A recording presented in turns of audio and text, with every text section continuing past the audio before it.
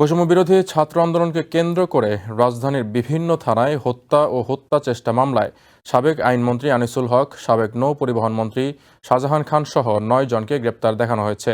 বুধবার ঢাকার metropolitan magistrate Monirul ইসলাম তদন্ত কর্মকর্তাদের আবেদনের পরিপ্রেক্ষিতে এ আদেশ দেন।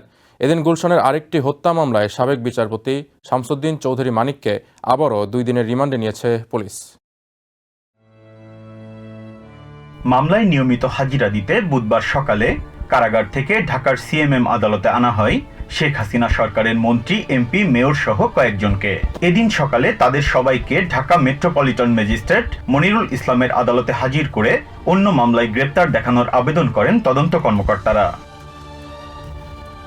তদন্ত শেষে সাবেক আইনমন্ত্রী আনিসুল হক, সাবেক নৌ পরিবহন মন্ত্রী শাহজাহান খান, সাবেক পল্লী উন্নয়ন ও সমবায় মন্ত্রী তাজুল ইসলাম, সাবেক শিল্প প্রতিমন্ত্রী কামাল আহমেদ মজুমদার, ডিএনসিসির সাবেক মেয়র আতিকুল ইসলাম, ঢাকা ৭ আসনের সাবেক সংসদ সদস্য সোলাইমান সেলিম, সাংবাদিক দম্পতি ফারজানা রূপা ও শাকিল আহমেদ এবং যাত্রাবাড়ী থানার সাবেক ওসি আবুল হাসানকে গ্রেপ্তার দেখানোর আদেশ দেয় আদালত।